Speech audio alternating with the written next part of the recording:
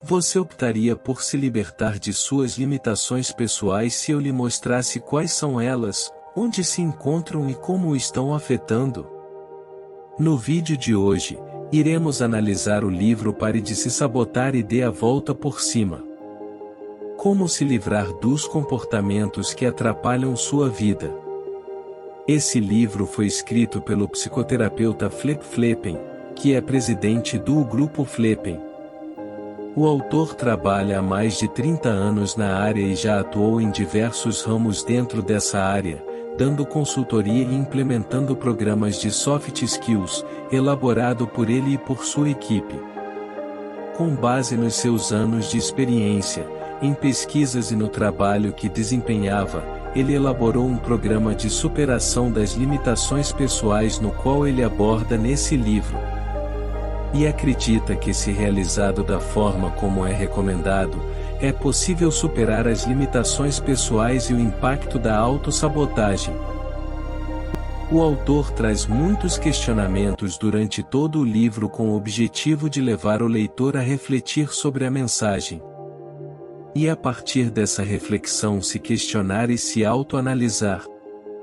Como um ponto de partida para o processo de transformação pessoal. Um dos primeiros questionamentos que ele traz é: o que vocês poderiam se tornar se identificassem seus pontos mais fortes e eliminassem suas piores limitações? O autor explica que muitas pessoas são apenas uma fração daquilo que poderiam ser, alcançando muito menos do que o seu potencial.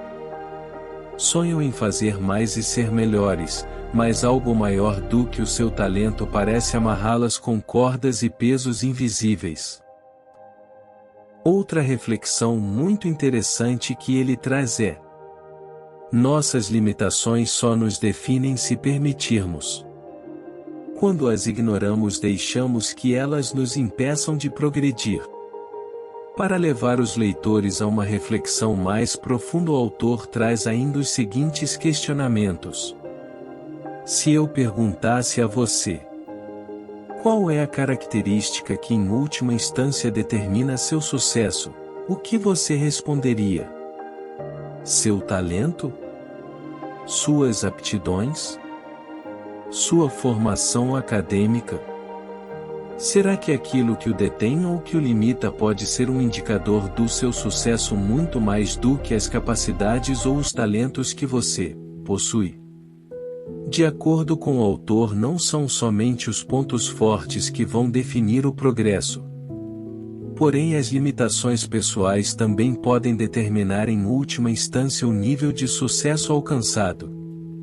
Para o autor, as limitações pessoais são como fronteiras que vão dizer até onde a pessoa pode ir, independentemente de quanto ela seja capaz ou talentosa.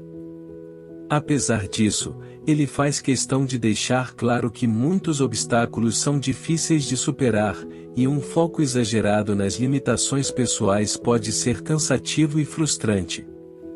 Contudo, ele garante que o objetivo não é se condenar e sim, reduzir o impacto negativo que elas causam.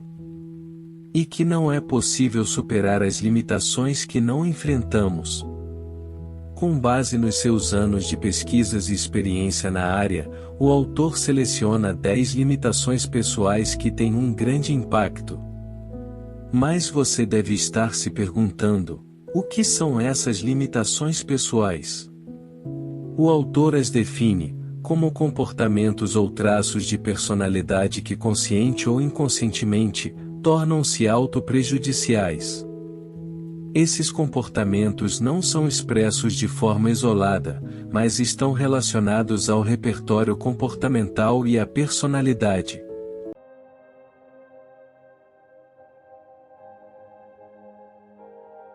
A primeira limitação pessoal apresentada é o traço de personalidade excessivamente confiante. O autor faz questão de deixar claro que a autoconfiança, de um modo geral e devidamente equilibrada, é algo bom e em muitos casos necessária. Porém, ressalta que a autoconfiança excessiva pode causar resultados muito negativos e até mesmo desastrosos.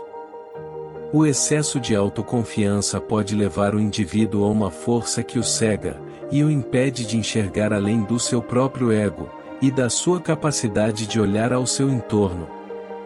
Alguns exemplos de comportamentos que indivíduos com essa personalidade podem ter é ilusões egocêntricas de grandeza ou, por exemplo, recusar-se a aceitar o fracasso. O autor diz que o excesso de autoconfiança não é um farol que lhes permite avançarem com segurança, e sim, uma luz ofuscante que pode obscurecer a sua própria realidade. Para o autor, as pessoas com essa limitação pessoal podem comprometer tudo o que conseguiram na vida, acreditando em uma espécie de intuição que não falha, ou em sua própria convicção de que vai dar certo. Porém, esse o tudo costuma envolver também a vida e o futuro de outras pessoas. Ele prossegue dizendo que existe pessoas que arriscam tudo o que têm. Quando perdem, não conseguem ver que essa perda está diretamente vinculada à sua incapacidade de avaliar a situação com objetividade em razão do excesso de autoconfiança. O ego da pessoa pode impedi-la de admitir que existe a possibilidade de dar errado, da situação sair do controle, ou até mesmo de uma possível catástrofe, principalmente em situações que envolvem inúmeras pessoas. Ele enfatiza ainda que um dos maiores indicadores do grau de limitação causado pelo excesso de autoconfiança é a capacidade de uma pessoa de dar ouvidos aos conselhos dos demais. Quando ela deixa de ouvir os outros, a única voz que lhe resta é a sua própria. Sua voz pode acabar se tornando solitária e ludibriadora, sobretudo se a pessoa achar que sempre tem razão. Além disso, as outras pessoas deixam de opinar quando percebem que a opinião delas não é bem aceita. O autor ressalta que é necessário que a autoconfiança esteja em equilíbrio com a modéstia e o autocontrole.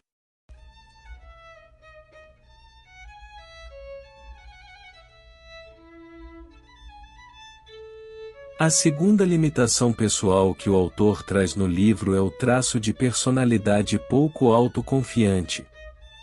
E por que ser pouco autoconfiante pode tornar uma limitação pessoal? Uma baixa autoconfiança pode desencadear sentimentos muito complexos de indecisão, hesitação e insegurança na definição das escolhas, além de poder levar as pessoas a perderem mais chances de aproveitar as oportunidades que lhes surgem. O autor reforça que a baixa autoconfiança pode acabar assumindo o controle e determinando o nível de sucesso alcançado.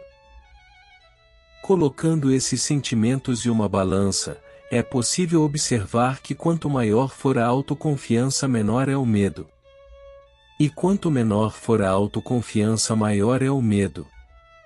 Encontrar esse ponto de equilíbrio é fundamental para que esses sentimentos se tornem saudáveis, e não prejudique a capacidade de autorrealização pessoal. Isso faz sentido para você? Quando ele diz que indivíduos com baixa autoconfiança também têm dificuldade de desenvolver a capacidade de se autoafirmar e de se sentir contente consigo mesmo, dependendo da aprovação dos demais. Além disso, indivíduos com essa personalidade precisam de uma ajuda extra para aprender a construir uma autoimagem mais forte, de forma que as opiniões alheias não passem por cima da sua própria autoaceitação. E ele reforça dizendo que todos nós buscamos a aprovação de pessoas importantes na vida, mas ela nunca pode ditar nossa perspectiva.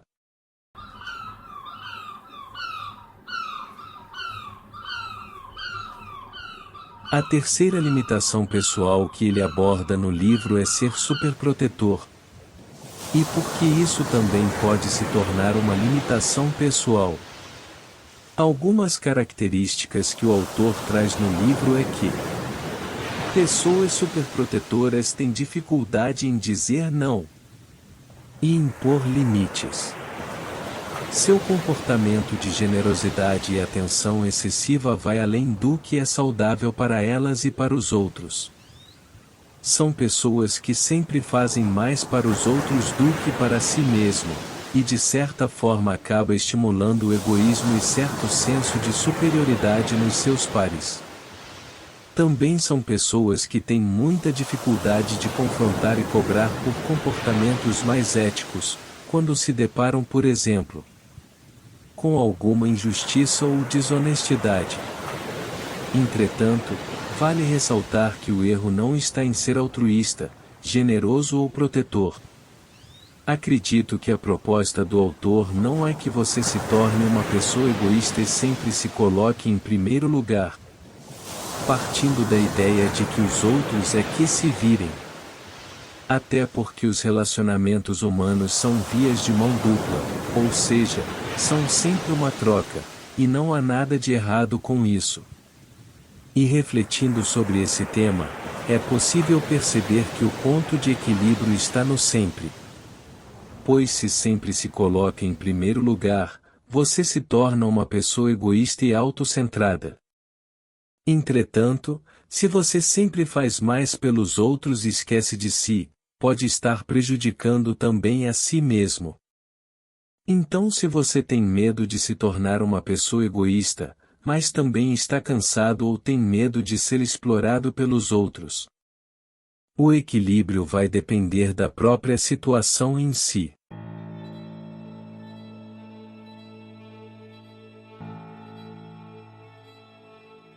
A quarta limitação pessoal diz respeito à personalidade excessivamente crítica, e acredito que você já pode ter uma noção do porquê.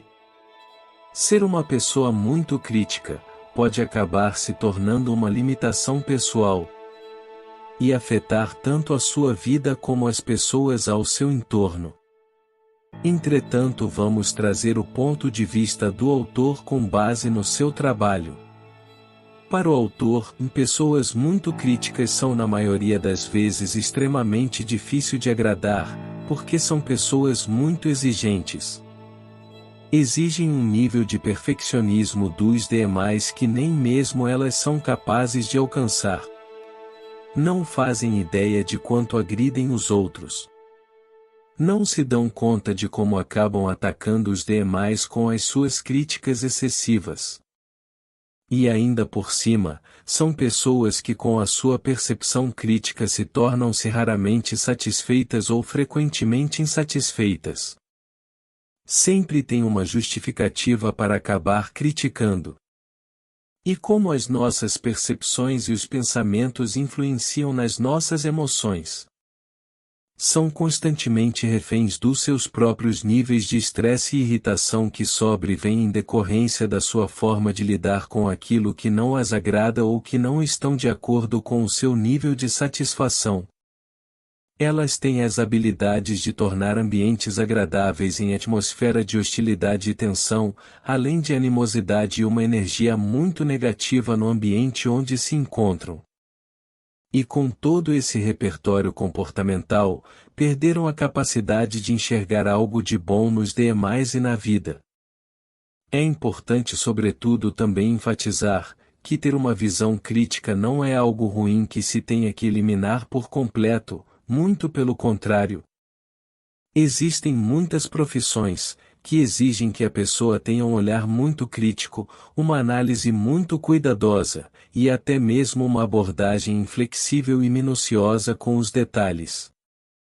O autor também fala o seguinte: o fato das pessoas críticas sempre ver espaço para melhorias nos outros e no que fazem, não é algo ruim, mas acredita que seja de bom tom conquistar primeiro o direito de expressar as suas opiniões com relações aos outros. E para os pais, educadores e lideranças, por exemplo, o autor recomenda o seguinte, abre aspas. Em vez de observar aquilo que todos os demais fazem de errado e que precisam mudar, concentre-se mais no que as pessoas fazem direito. Invista nelas e conquiste o direito de desafiá-las, no bom sentido da palavra. Pense no talento que elas têm e que você espera fomentar. Citando Michelangelo, o autor diz que talvez seja isso que Michelangelo tinha em mente quando disse: eu vi um anjo em um bloco de mármore e o esculpi para libertá-lo. Fecha aspas. Para não deixar esse vídeo muito extenso, ele foi dividido em duas partes. Você pode acessar a continuação da análise desse livro no card logo acima.